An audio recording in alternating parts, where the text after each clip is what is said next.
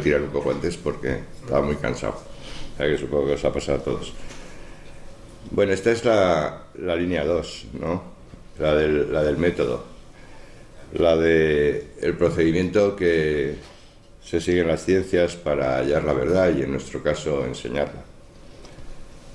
Probablemente yo creo que nuestra mayor obligación como docentes, ¿no? Es decir, no es tanto transmitir a nuestros alumnos destrezas, sino capacidad de lectura, de análisis, que les permita alcanzar la excelencia en sus objetivos que sean propios, ¿no?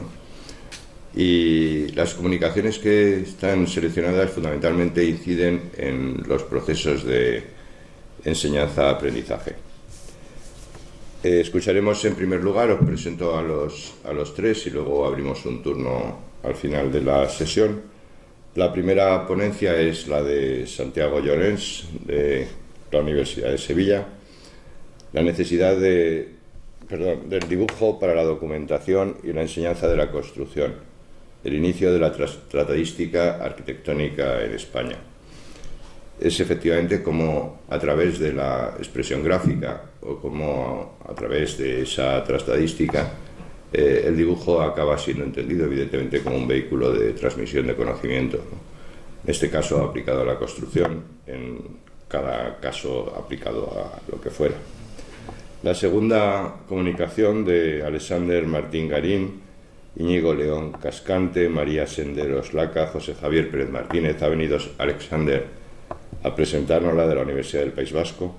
Experiencias del proceso de transición hacia la captura y representación gráfica de precisión en edificación.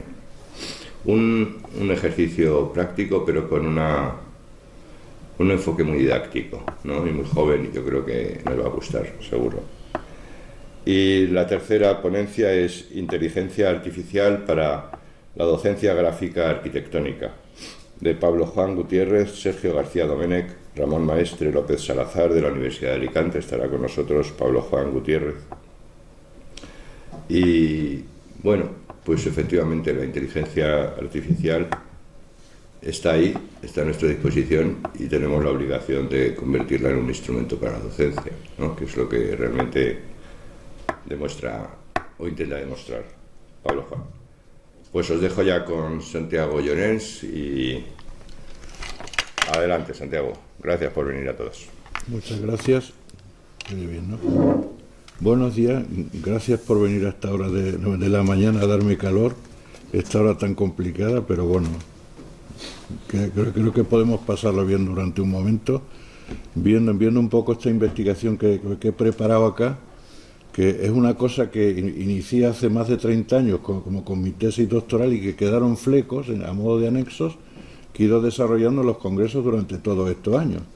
Entonces los que habéis venido a anteriores congresos, pues habéis visto mi tremendo interés por la tratadística y por su evolución. En este caso vamos a ver un poco cómo se introduce en nuestro país y cómo tenemos algunas manifestaciones de ella extremadamente interesantes y fomentado un poco también por cómo se construye en nuestro país. Entonces vamos a ver una serie de líneas que son específicas nuestras y que constituyen un poco la base de lo que posteriormente se ha ido ofreciendo en nuestras escuelas.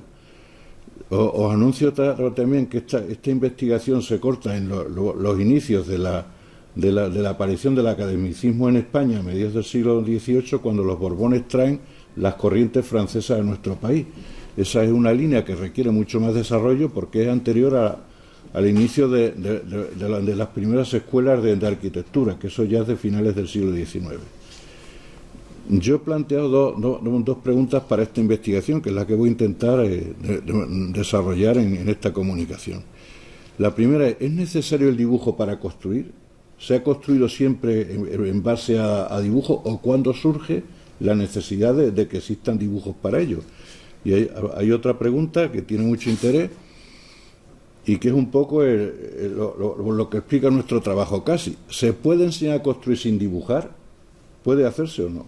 Bueno, esas dos grandes preguntas son las que voy a desarrollar durante esta charla.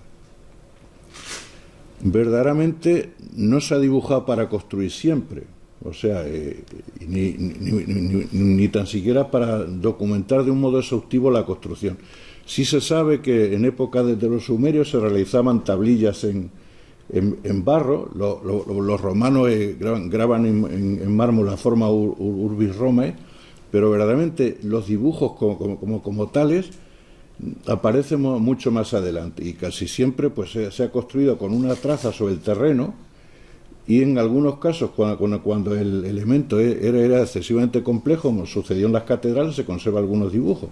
Vamos a ver algunos que se conservan y que son unos ejemplares extraordinarios.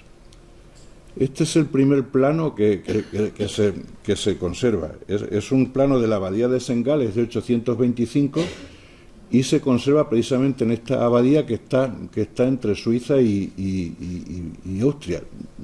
Se ha hablado mucho de que no es excesivamente un plano que quiera construir nada, sino parece que era, bueno, como un prototipo para las abadías que construyeran los monjes jerónimos en otro sitio. Está hecho sobre un vitelo, es decir, una piel de un animal, y verdaderamente la verdad es que no se han conservado muchos dibujos, precisamente porque esto era muy caro, se borraba, etcétera. Entonces hay muy pocos. Se conservan, como explicaba antes, cuando la construcción requería mucho detalle, como en los alzados de las catedrales, se conservan algunos dibujos, como este, que es muy importante, la Catedral de Estrasburgo, de 1280, y algún otro. Por ejemplo, en España tenemos un dibujo de la Catedral de Barcelona muy interesante. Pero la arquitectura y la construcción se transmitió desde el siglo XV ya a base de maquetas. Se inicia el maquetismo, tanto para contar cómo iba a ser una obra final. Este es un dibujo de Federico Zuccari, que habla de la disertación de Brunelleschi sobre el Duomo de Florencia. Es un dibujo interesantísimo porque muestra maquetas, una maqueta seccionada con la que Brunelleschi explica cómo va a ser esa cúpula tan innovadora que promovía él. Y desde esta época es muy frecuente que se empiecen a existir los estudios, los concursos de arquitectura, y se elaboran unas maquetas tremendas. Esta también es para el concurso del Duomo, se debe a Brunelleschi, y fijaos que estamos a principios ya del siglo XV, y desde ahí el maquetismo va a ser muy importante. Y a partir de ciertos tratados del inicio de la tratéistica, vamos a ver que sí se empiezan a hacer dibujos ya, tal y como los concebimos, y en planta, alzado, sección, etcétera. El mismo Duomo, fijaos que ya se lo representa aquí en un dibujo del Chigoli, que es de 1610, pero esto, como insisto, que será muy posterior. Bueno, vamos a fijarnos en principio en los inicios de la trataística. ¿Cómo surge todo esto? Surge en principio con el papel y con la imprenta. Entonces, tras el descubrimiento de estos dos eventos y la aparición del papel en España, aparece la primera edición príncipe del Tratado de Vitruvio. Se descubre el libro, y entonces en el momento hay una burguesía que está muy interesada por la nueva cultura, y empiezan a editarse libros. Y esta edición príncipe no tiene ni título, ni fecha, ni lugar de impresión. Y desde luego viene sin ilustraciones, sin dibujos. Hay una nota del editor que ha permitido... Hay una nota del editor que permite suponer que fue impreso en Roma entre 1486 y 1492 por un monje llamado Ioannes Sulpicius de Veroli. Con la incorporación de las planchas en las ediciones de este texto, se hace patente la necesidad del grafismo como un complemento indispensable para la descripción de la arquitectura y de la construcción. En las primeras ediciones del Vitruvio se manifiesta la necesidad de utilizar la geometría en la descripción de la arquitectura y la construcción como un principio básico. Os voy a mostrar alguna lámina y de otros tratados para que sirva un poco para complementar mis explicaciones. Por su parte, la edición de Daniele Bárbaro tuvo una gran relevancia debido precisamente a la excelencia de las ilustraciones que realiza Andrea Palladio. Os voy a mostrar alguna lámina, porque son absolutamente impresionantes. Fijaos esta, donde juega con la transparencia de los elementos para hacer más descriptivos los distintos dibujos. En estas primeras ediciones se manifiesta, como os digo, la necesidad de utilizar la geometría en la descripción de la arquitectura. Y Palladio, voy a mostraros alguna otra imagen, esta es muy interesante también, utiliza la proyección diédrica y la perspectiva según convenga, con rayados y transparencias para destacar los aspectos constructivos, siempre con una clara intención ya descriptiva. Posteriormente vienen los tratados clásicos de arquitectura que, aunque se fijan en principio más en establecer las bases de una teoría de la arquitectura desde el punto de vista gráfico, es muy interesante porque empiezan a aparecer las primeras variables gráficas que van interesando, como son las secciones o cómo se representa la construcción dentro de esa cáscara que va a hacer factible el conocimiento de los edificios. Estos son los 7 libros de arquitectura de Sebastiano Serlio, que fue publicado entre 1537 y 1575. Este es el primer gran tratado. El hecho de publicar 2 libros dedicados a la geometría y a la perspectiva, los libros 1 y 2, coloca la arquitectura en una nueva dimensión. Como conocedor del dibujo y de la ciencia de la perspectiva, asienta su dominio sobre el diseño, superando las competencias exclusivamente gremiales del maître maçon medieval. Vamos a ver que se inicia en este momento una gran lucha entre el academicismo en sí, que intenta imponer unas reglas, y el bagaje de las distintas logias, en el caso de Italia, de constructores, en Francia, etcétera, que tienen sus propios métodos y que los mantienen en el más absoluto secreto. Para estos gremios, o sea, verdaderamente todas las publicaciones estas desvela algo que le fue transmitido en principio casi de los dioses, como era el arte de construir.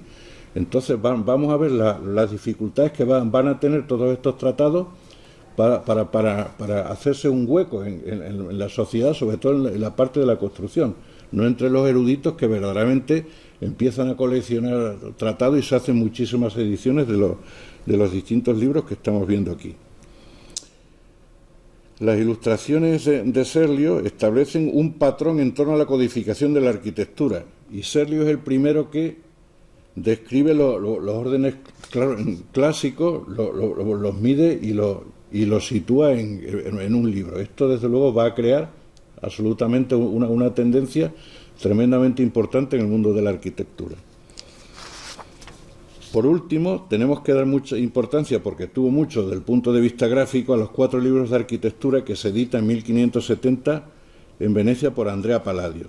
Este libro constituye un solo volumen donde se abordan no solo los principios de la arquitectura que había tratado ya Serlio y de los órdenes clásicos, sino también lo extiende al diseño de construcción, de puentes, palacios y villas, no olvidando el tema arquitectónico. Aquí os muestro una sección del Panteón, donde ya en toda esa parte interior, en toda esa cáscara del edificio, empieza a explicar cómo está construido esto. Es la primera vez que surge una sección en el mundo de la arquitectura. Palladio sustituye la teoría por un culto a la construcción, por la forma arquitectónica dentro del canon de los estilos, pero siempre basado en un articulado sistema de proporciones.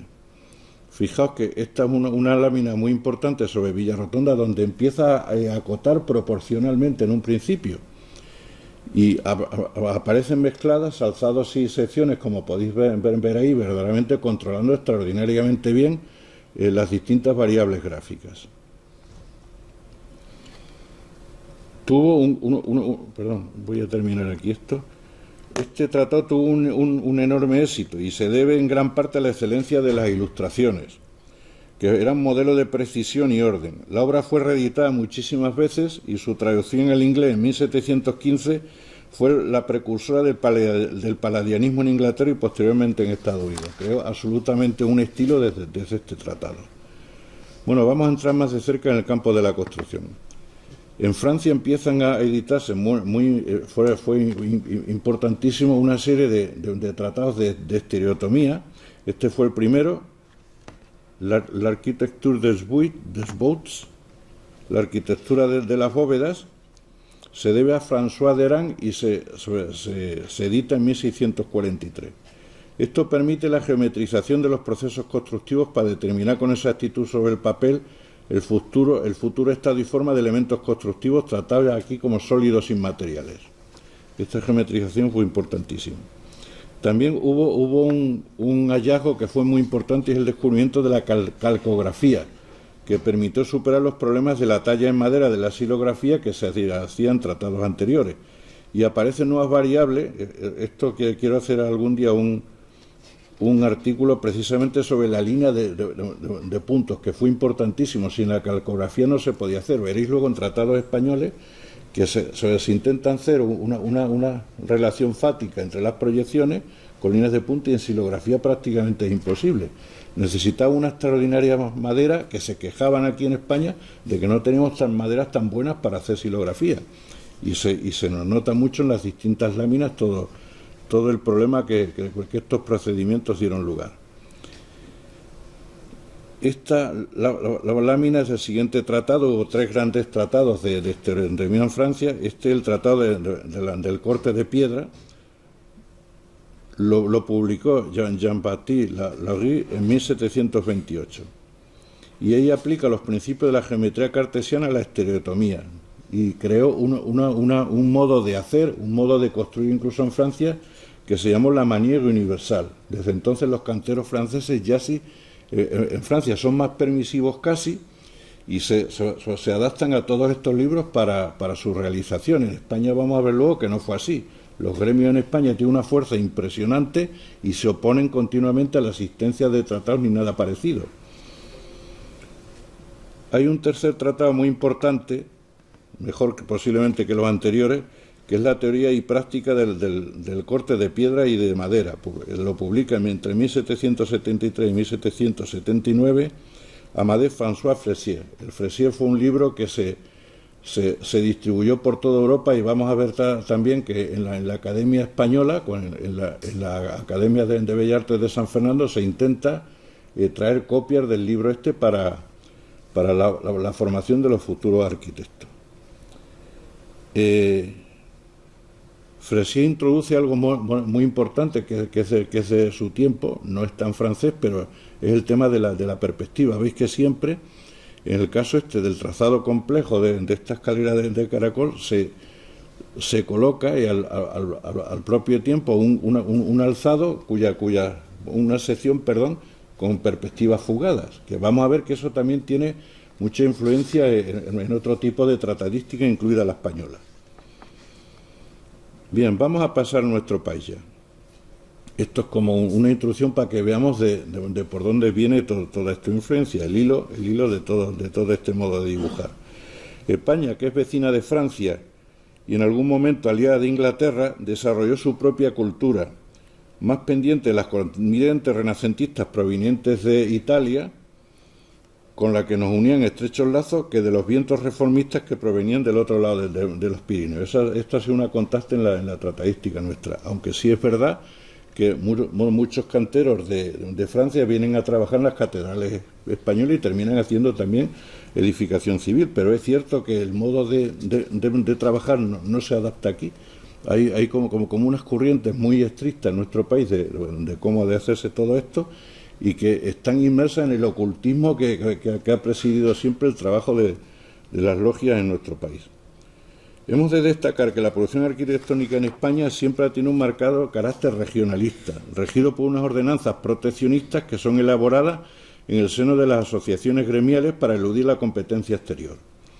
Gremios que forman a sus componentes, y esto es muy importante para nosotros, en la más absoluta tradición artesanal. Ellos desde estas logias, desde estos estudios de canteros, bueno, verdaderamente tienen un absoluto secreto. O sea, cuando se entra en una asociación, se le hace firmar absolutamente, tener en secreto todo lo que se haga allí.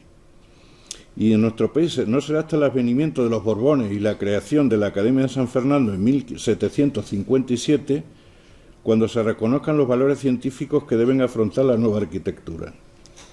La estancia en Roma que realizan los pensionados españoles posteriormente, a imitación de los pensionados franceses, acrecentó los lazos culturales que unían a nuestro país con Italia, con la constante presencia de artistas italianos en las cortes de los monarcas españoles. Las obras anteriores al academicismo, alguna obra hubo en España, prácticamente solo esta, La Medidas del Romano, que la realiza un clérigo llamado Diego Sagredo en 1526. Y esta obra, junto con la Régola de Serlio, que se traduce en 1537 en nuestro país, constituyen el modelo de manuales arquitectónicos del siglo XVI. Sagredo se plantea poner a disposición de los maestros de obra un manual de un uso directo que no tuvo excesivamente éxito, como vamos a poder ver, y basado un poco en el ocultismo tremendo que existía en nuestro país por parte de las logias que se dedicaban a la construcción. Aquí vemos una ilustración típica de Serlio, de Diego Sagredo, de sus Medidas del Romano. Las ilustraciones recogen los modelos de representación en perspectiva de uso en la Italia renacentista. Las limitaciones de la xilografía que hemos apuntado que existían en nuestro país se dejan sentir en la calidad de las ilustraciones de este tratado. La primera traducción del texto de Vitruvio al castellano es muy tardía y se debe a Miguel Urrea y se realiza en 1582. Las ilustraciones de este tratado son copias de anteriores láminas. Esto va a ser una constante en nuestro país en los inicios de la tratadística. Esta facilidad para reproducir dibujos de distinta procedencia, muy a menudo sin citar a sus autores, será una constante en la manualística posterior que se realiza en nuestro país.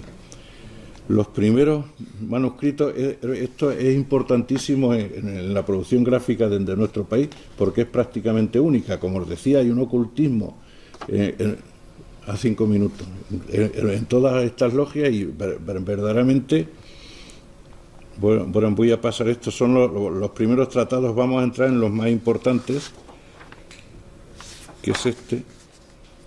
El manuscrito de Hernán Ruiz el Joven, que lo encontró Pedro Navascó en los fondos de la Biblioteca de Arquitectura de Madrid. Este recoge multitud de temas que son productos de su experiencia como maestro mayor de la Catedral de Sevilla. Incluye trazas, órdenes arquitectónicos, perspectivas, diseños de tipologías de iglesias y otras obras de su autoría. El conocimiento de la traza era indispensable para todo maestro de obra, y los dibujos de este manuscrito utilizan la línea para expresar la forma y las relaciones con los abatimientos. En un principio inicia temas de geometría que se desarrollarán posteriormente. Y también hizo dibujos de iglesias que conocía él y obras en las que trabajó con su padre en muchísimos sitios, aumentando un poco el bagaje de la manualística.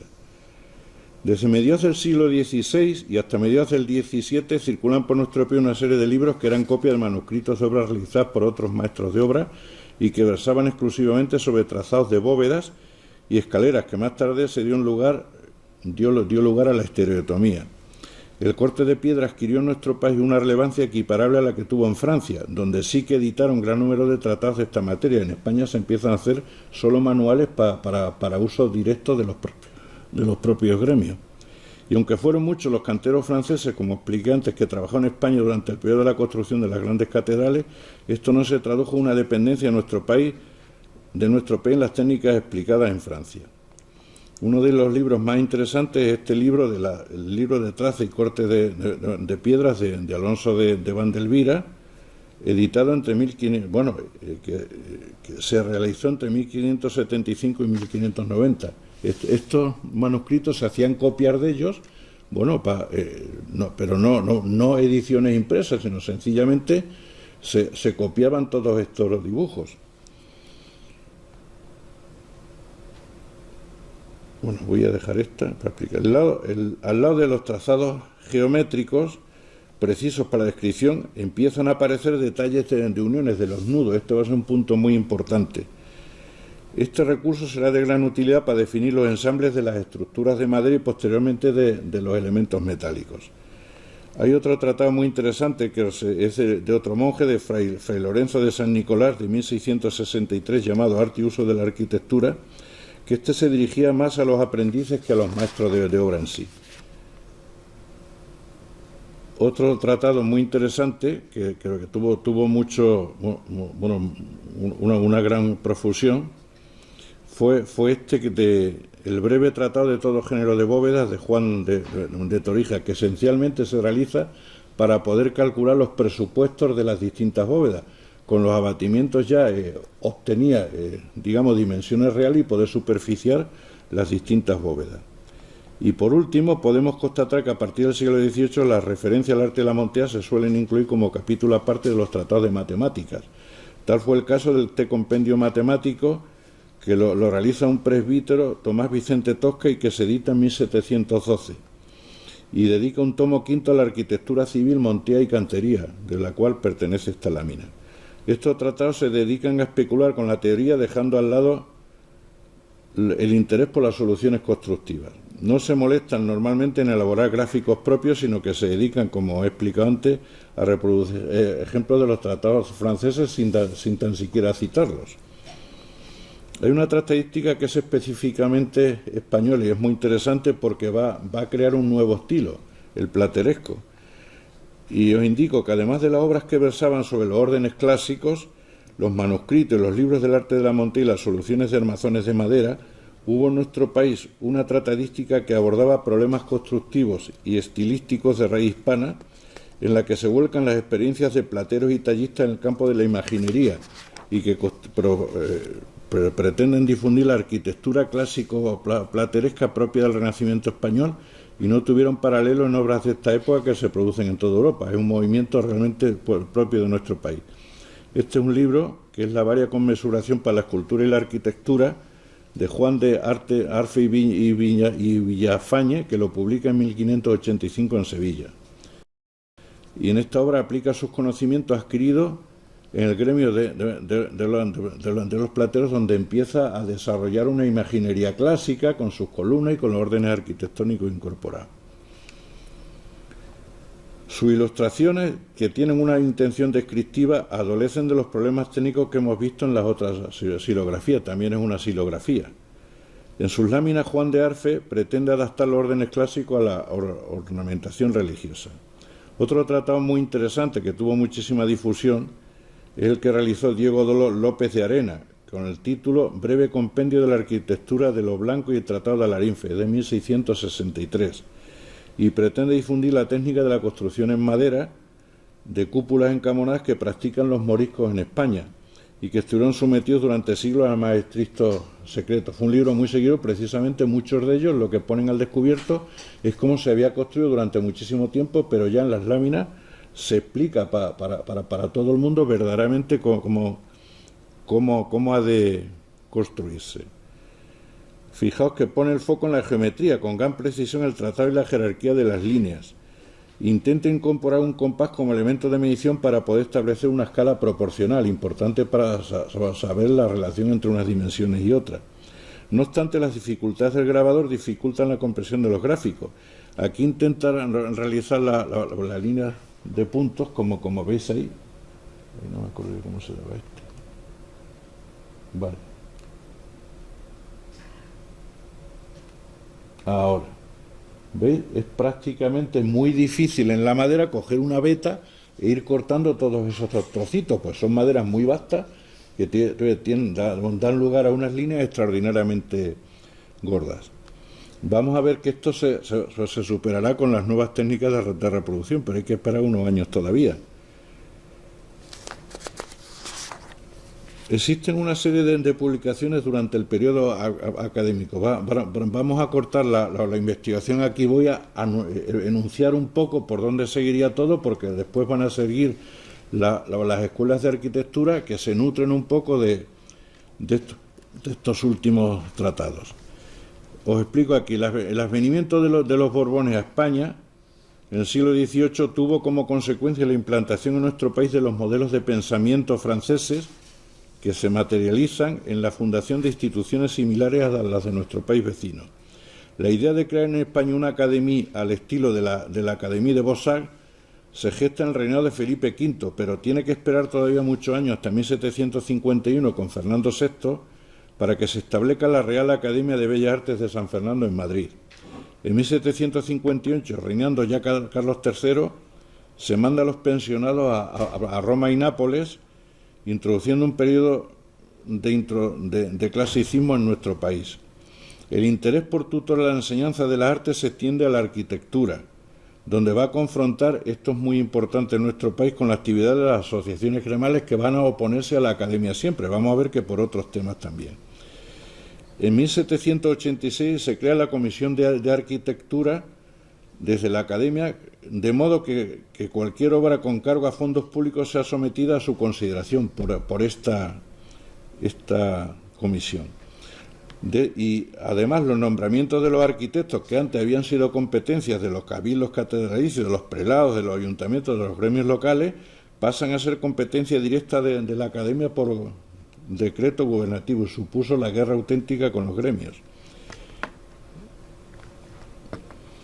Por otra parte, y fue muy importante también en nuestro país, el academicismo no tuvo una gran aceptación en nuestro país, posiblemente debido al gran éxito alcanzado por la obra del Escorial, que debido a su sobriedad se convierte en el estilo propio del Renacimiento español.